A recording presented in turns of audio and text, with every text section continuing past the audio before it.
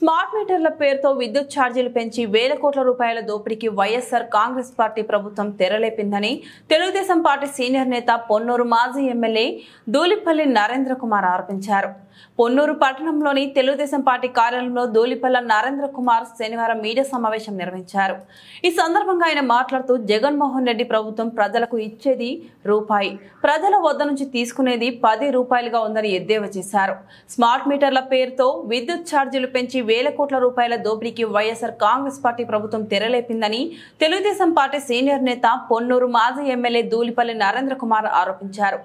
గుంటూరు జిల్లా పొన్నూరు పట్టణంలోని తెలుగుదేశం పార్టీ కార్యాలయంలో దూలిపల్లి నరేంద్ర కుమార్ శనివారం మీడియా సమావేశం నిర్వహించారు.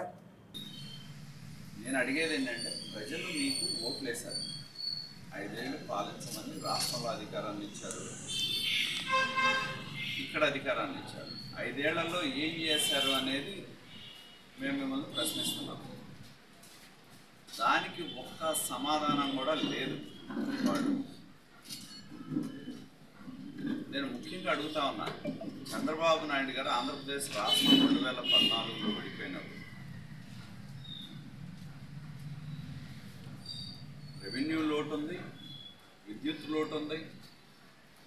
కానీ తెలుగుదేశం ప్రభుత్వం అధికారంలోకి వచ్చిన తర్వాత పెద్ద ఎత్తున విద్యుత్ సంస్కరణలు కానీ ప్రాజెక్టులు కానీ తీసుకొచ్చి ఒక్క పైసా అంటే ఒక్క పైసా భారమైలా ప్రజల మీద. 5 ఏళ్లలో కరెంటు కోతలు అంటే తెలియదు, ఒక్క పైసా భారం అయ్యకుండా 5 సంవత్సరాలు పరిపాలన చేయడం జరిగింది. అలాగే ఈ ప్రభుత్వం వచ్చిన తర్వాత ఏ విధంగా విద్యుత్ రంగంలో పెట్టుబడులు పెట్టిన వాళ్ళని వేధించారో మనం చూసాం. పీపీఎల్ రద్దు చేస్తే విదేశాల్లో ఉన్న ప్రభుత్వాలు కూడా కేంద్రానికి లేఖ రాసినాయి, అయ్యా మా దేశం వాళ్ళు ఇన్ని వేల కోట్లు పెట్టుబడులు పెట్టారు, వాళ్ళని ఈ విధంగా రాష్ట్ర ప్రభుత్వం ఇబ్బంది పడుతుంది అని చెప్పి రాయటం జరిగింది. పీపీఎల్ రద్దు పేరుతో వాళ్ళ మెడ మీద కత్తి పెట్టి కోట్ల రూపాయలు వాళ్ళ దగ్గర డబ్బులు వసూలు చేసింది. అదో ప్రైవేట్ దందా చేశారు. అలాగే రైతులకి స్మార్ట్ మీటర్లకి తెలుగుదేశం పార్టీ వ్యతిరేకం. కానీ బయట రాష్ట్రాల కంటే అత్యధిక ధరకి స్మార్ట్ మీటర్లు ఏర్పాటు చేయడం కోసం బయట రాష్ట్రాల్లో 15,000 16,000 రూపాయలు ఉంటాయి, ఇక్కడ 30,000 రూపాయలు స్మార్ట్ మీటర్ల కోసం ఇచ్చి వేల కోట్లు దోపిడీ చేస్తే తెలుగుదేశం పార్టీ మేము సిద్ధాంతపరంగా దాన్ని వ్యతిరేకించాం. దోపిడీని వ్యతిరేకించాం, రైతులకి స్మార్ట్ మీటర్లు అనేది కరెక్ట్ కాదని చెప్పి వ్యతిరేకించాం. అయినా కూడా దోపిడీ ఆపల. అదేవిధంగా విద్యుత్ ఛార్జీలు అనేది, విద్యుత్ ఛార్జీల మీద విపరీతమైన భారం ఈ ప్రభుత్వం వచ్చిన తర్వాత వేయటం జరిగింది. 1 కాదు 2 కాదు 7 సార్లు ప్రజల మీద విద్యుత్ ఛార్జీలు పెంచారు. స్లాబులు మార్చడం కానీ, విద్యుత్ ఛార్జీలు రకరకాల పేర్ల మీద ఎప్పుడెప్పటియో గతంలో తెలుగుదేశం ప్రభుత్వ హయాంలో ఇచ్చిన అదనపు విద్యుత్ సంబంధించిన డబ్బులను కూడా సర్ఛార్జీల పేరు మీద వేల కోట్లు చేయడం జరిగింది. అలాగే ఒక్కసారి జగన్మోహన్ రెడ్డి ఎన్నికల ముందు ఏం చెప్పాడు, బాధుడే బాధుడు అని చెప్పాడు. కానీ అధికారంలోకి వచ్చిన తర్వాత విపరీతమైన భారం ప్రజల మీద వేశాడు. నేను వస్తే తగ్గిస్తానని చెప్పాడు. వచ్చిన తర్వాత విపరీతంగా విద్యుత్ ఛార్జీలు పెంచేసి వేల కోట్ల దోపిడీ అని చేయడం జరిగింది. అదేవిధంగా మేము తెలుగుదేశం ప్రభుత్వం మిగులు విద్యుత్ ఆయనకు అప్పచెప్తే ఆయన దాన్ని ఇవాళ విద్యుత్ అంటే మనకు తెలిసి ఎప్పుడు వస్తుందో ఎప్పుడు పోతుందో తెలియదు. అటువంటి పరిస్థితుల్లో అడ్డగోలుగా మనకు కావాల్సిన సామర్థ్యాన్ని పెంచకుండా మన పక్కనే ఉంది వీటీపీఎస్ చేసి కావాలని ఎక్కడెక్కడో గుజరాత్ నుంచి అదానీ నుంచి అత్యధిక ధరకి కొంటే భారం పడుతుందని చెప్పి ప్రతిపక్షాలుగా అసెంబ్లీలో మాట్లాడినా కూడా పెద్ద పెద్ద కంపెనీలు అదానీ లాంటి వాళ్ళకి దోచిపెడతాం మీద ఉన్న శ్రద్ధ ప్రజల మీద భారం తగ్గించే విధంగా లేకపోవడం అనేది చాలా బాధాకరం అని చెప్పి నేను తెలియజేస్తాను. ఇవాళ ఒక్కసారి మన నియోజకవర్గం చూస్తే, ఎందుకంటే నాయకులు మాట్లాడుతూ ఉన్నారు ఏమని, మేమేదో అద్భుతాలు చేస్తున్నామని చెప్పి. ఆయన సంక్షేమం పేరుతో నేను వేస్తున్నానని చెబుతున్నాడు. ఆయన వేసేది రూపాయి, ప్రజల నుంచి కొట్టేసేది 10 రూపాయలు. జగన్మోహన్ రెడ్డి ఆయన వచ్చిన తర్వాత అభివృద్ధి లేదు. ఛార్జీల బాధుడు మట్టుకు విపరీతంగా ఉంది. మీరు ఏదైనా తీసుకోండి, కరెంటు తీసుకోండి, పెట్రోల్ డీజిల్ తీసుకోండి, ఏదైనా సరే విపరీతమైన భారం ప్రజల మీద వేయటం జరిగింది. మేమనేది ఒకటే, రాష్ట్రం విడిపోయిన తర్వాత విద్యుత్ లోటు ఉన్నా కూడా 2014-19 మధ్య ₹1 మేము పెంచని తెలుగుదేశం ప్రభుత్వం. కానీ జగన్మోహన్ రెడ్డి ముఖ్యమంత్రి అయిన దగ్గర నుంచి ఇప్పటికి 7 సార్లు విద్యుత్ ఛార్జీలు పెంచాడు ఆయన. అలాగే గతంలో కూడా విద్యుత్ వినియోగానికి ప్రభుత్వ పథకాలకు సంబంధం ఉండేది కాదు. ఇవాళ ఏంటి, ఎవరన్నా 300 యూనిట్లు కనుక దాటితే పెన్షన్ కట్టు, రేషన్ కట్టు, అన్నీ కట్టే.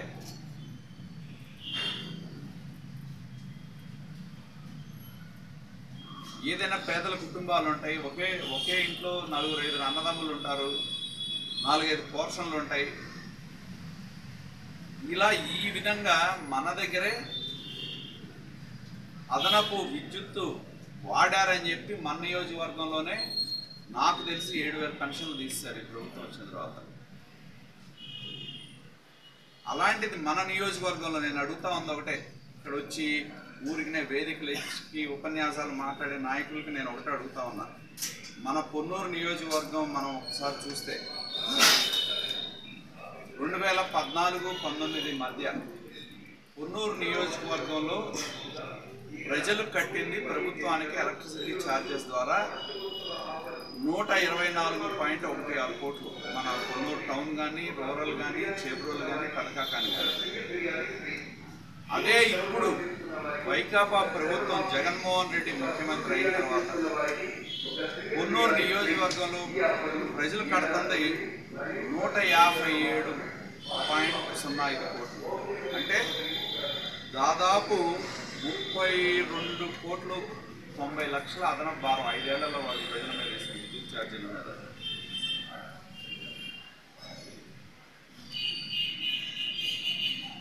మమ్మల్ని విమర్శించడం కాదు, మేము ప్రతిపక్షంలో ఉన్నాం. విమర్శించే నాయకుడికి నేను అడుగుతా ఉన్నా, వైకాపా నాయకులు ఓటు వేయించుకున్న ఆయన కానీ, ఓటు వేయమని అడిగే ఆయన కానీ నేను చెప్పేది ఏంటంటే, మీ ప్రభుత్వం వచ్చిన తర్వాత పొన్నూరు నియోజకవర్గంలో పేద ప్రజల మీద, మధ్యతరగతి ప్రజల మీద 32.09 కోట్ల భారం ఈ ప్రభుత్వం వేసింది. అంటే దాన్ని ఒక్క విద్యుత్తులోనే నేను చెప్పేది. మిగతాయి తీయండి, ఆస్తి పనులు ఇవన్నీ చూసుకుంటే అసలు మొత్తం ఇంటి పనులు చూసుకున్నా, లేకపోతే నీటి ఛార్జీలు తీసుకున్నా, అదనపు ఛార్జీలు తీసుకున్నా కొన్ని 100 కోట్లు ఈ నియోజకవర్గంలో పేద ప్రజల మీద భారం పడింది.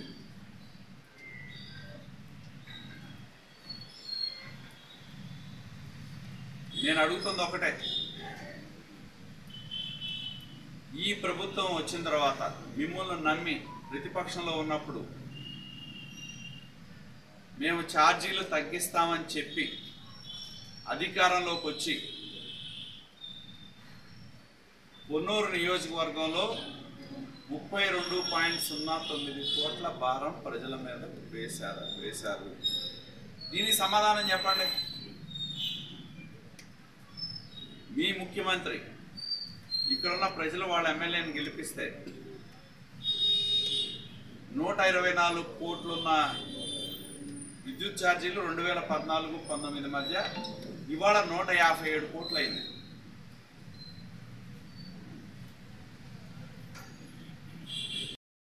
కి 200 యూనిట్లు ఉచితం అని చెప్పి అసలు ఆ పథకమే దక్కకుండా ఎత్తేశారు. చివరికేంటి, వాళ్ళంటా వెళ్ళి ఊరు చివరిన ఉన్న దళిత కాలనీలో ఉంటే ఇస్తారంట, ఎవరన్నా వచ్చి ఊర్లో ఇల్లు కట్టుకుంటే ఇరంట. ఏదైనా ఒక నెల 200 కనుక దాటితే అదనపు బాధలు ఉంటుంది. ప్రభుత్వం మీదే కదా, గతంలో మేము ఎలా ఇచ్చాం, కోతలు లేకుండా మీరు ఎలా ఇచ్చారు.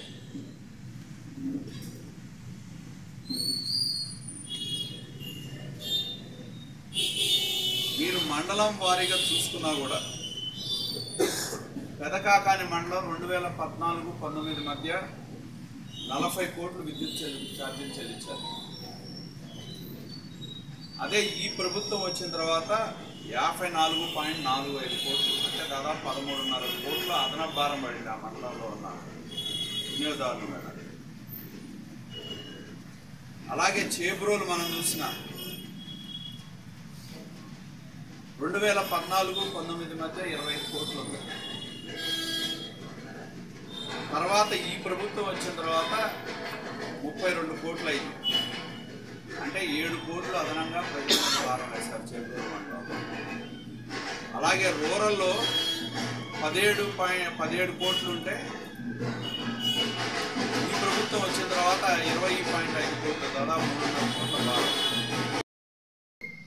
ఒక్క విద్యుత్ రంగం మీద 7 సార్లు ఛార్జీలు పెంచి విద్యుత్ రంగం మీద రాష్ట్రం మొత్తం కూడా 50,000 కోట్ల రూపాయలు దోపిడీ చేశాడని చెప్పి తెలుగుదేశం పార్టీ ఒకసారి పత్రాన్ని విడుదల చేయడం జరిగింది.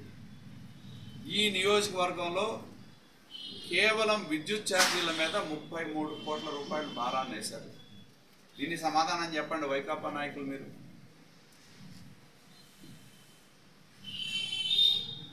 ప్రస్తుతం ఎమ్మెల్యే ఎంపీ అభ్యర్థి కిలారి వెంకటరోసయ్య గారు కొత్తగా ఇంకొక ఆయనకి ఇచ్చారు.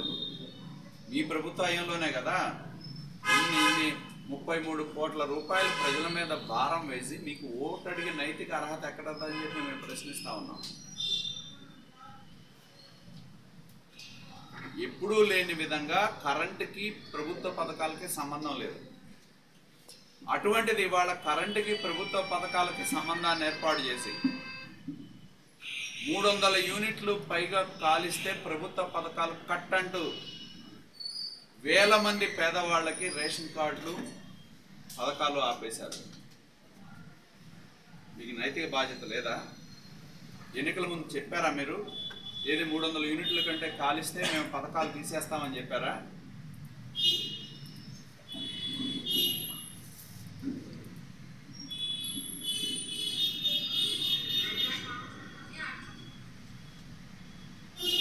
కాబట్టి మేము డిమాండ్ చేసేది ఒకటే, చాలా కాలం ముందుంది. ఓటి కుండలంట ఎగిసి పడతాయి ఉంటాయంట. కాబట్టి నేను తర్వాత చాలా విషయాలు నేనేదో మాట్లాడాడు కాలం చాలా ముందు చాలా సందర్భాలు వస్తాయి, మాట్లాడుకుందాం. ఏంటి, ఎలా, ఎందుకు, ఎవరేంటి ఇవన్నీ చర్చించడానికో మాట్లాడడానికో నేను ఎప్పుడు సిద్ధమైన. సమయం వచ్చినప్పుడు ఏంటి అనేది మేము ప్రజల ముందు ఉంచుతాం.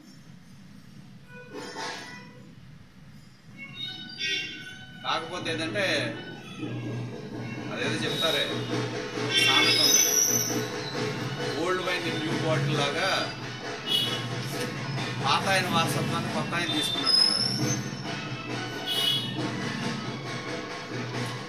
మనిషి మారారు కానీ మాటలు మారలా, వైఖరి మారలా. సో ఆయనకి ఎలా సమాధానం చెప్పామో ఈయనకి కూడా అలానే సమాధానం చెప్పాము.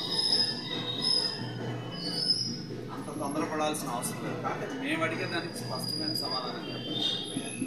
మీకు అధికారాన్ని ఇస్తే ఈ నియోజకవర్గంలో 33 కోట్ల రూపాయల అదనపు భారం ఈ ఎలక్ట్రికల్ ఛార్జెస్ ద్వారా పేద ప్రజల మీద వేసిన మీకు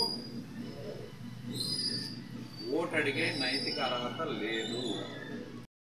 వినియోగానికి ప్రభుత్వ పథకాలకి గతంలో సంబంధం లేదు. ఇవాళ కరెంటు వినియోగం ఎక్కువ చేశారని చెప్పి ఎంతోమంది పేద కుటుంబాల యొక్క రేషన్ కార్డులు తీసేశారు, పెన్షన్లు తీసేశారు, వచ్చే బెనిఫిట్స్ అన్నీ తీసేశారు, అమ్మఒడి తీసేశారు, అన్నీ తీశారు. అదేవిధంగా స్మార్ట్ మీటర్లు నిన్న మొన్న నాకు సెలపాడులో రైతులు చెప్తా ఉన్నారు. ఇవాళ కొత్తగా ఎలక్షన్లు వస్తున్నాయి కాబట్టి ఎన్నికల ముందు డబ్బులు సొమ్ము చేసుకోవడానికి రైతుకి మీటర్లుగా పెట్టామని వస్తే ఎంత వద్దని అడ్డం పడినా కూడా బెదిరించి మీటర్లు బిగిస్తున్నారు. ఇది రైతుల మీద ప్రేమతో కాదు, దోపిడీ కోసం ఈ మీటర్లు అన్నీ కూడా.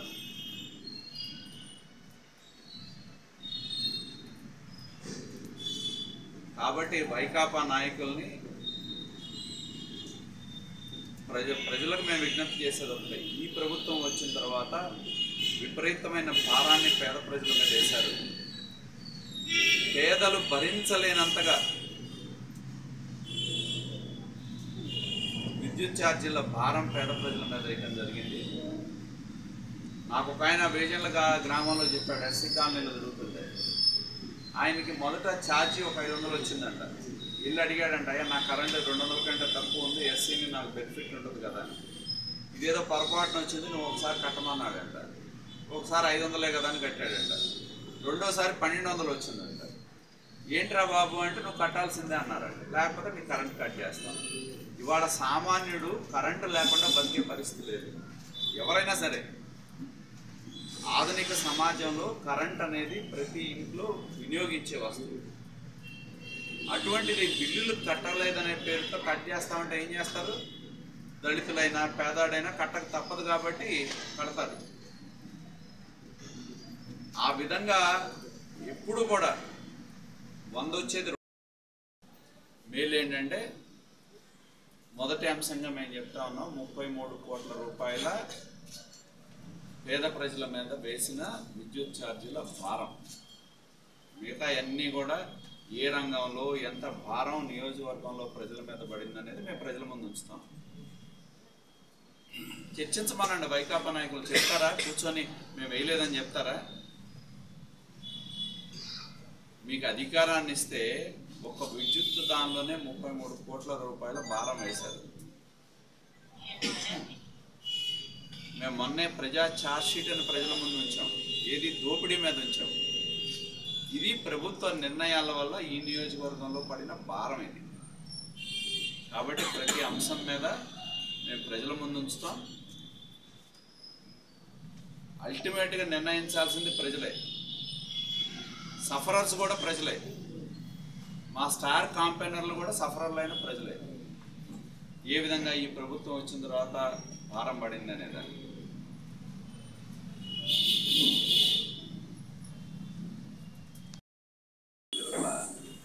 చంద్రబాబు నాయుడు గారిని వాళ్ళు పిలిచారు రమ్మనమని. చంద్రబాబు నాయుడు జగన్మోహన్ రెడ్డి లాగా ఢిల్లీ చుట్టూ ప్రొడక్షన్లు చంద్రబాబు నాయుడు చేయలే. చంద్రబాబు నాయుడు గారిని బీజేపీ అధినాయకత్వం పిలిస్తేనే వెళ్ళారు. అంతేగాని ఈయనలాగా వెళ్ళి ల్యాండ్ అయ్యి అపాయింట్మెంట్ కోసం ఉండి అర్ధరాత్రి నుండి ప్రైమ్ మినిస్టర్ అపాయింట్మెంట్ దొరకలేదని వెనక్కి వచ్చి, అమిత్ షా అపాయింట్మెంట్ దొరకలేదని వెనక్కి వచ్చి ఎన్నో సందర్భాలు ఉన్నాయి. ఢిల్లీ చుట్టూ ప్రదక్షిణ చేసింది జగన్మోహన్ రెడ్డి, చంద్రబాబు నాయుడు కాదు కదా. పిలిచినప్పుడు వెళ్ళారు, ఓకే, ఇష్టపడ్డారు, కొత్తని మాట్లాడుకుంటున్నారు. చూద్దాం, ఇవాళ రేపు నిర్ణయం ఉంటుంది కదా. కాకపోతే ఎన్నో సందర్భాల్లో మేము చెప్పాము, ముఖ్యంగా జగన్మోహన్ రెడ్డి ఎన్నోసార్లు ఢిల్లీ చుట్టూ ప్రదక్షిణ చేశారు. దేనికోసం అంటే ఆయన కేసుల కోసం తప్పితే రాష్ట్రానికి కాదు అని చెప్పారు. తెలుగుదేశం పార్టీ ఉంటే రాష్ట్రం కోసం ఉంటుంది. తెలుగుదేశం పార్టీ ఎప్పుడు పనిచేసినా, గతంలో పనిచేసినా, విభేదించినా, ఏం చేసినా కూడా రాష్ట్రం కోసం మాత్రమే. జగన్మోహన్ రెడ్డి వెళ్తే వ్యక్తిగతంగా కేసుల కోసం, రాష్ట్రాన్ని తాకట్టు పెట్టడం కోసం వెళ్తాడు ఆయన.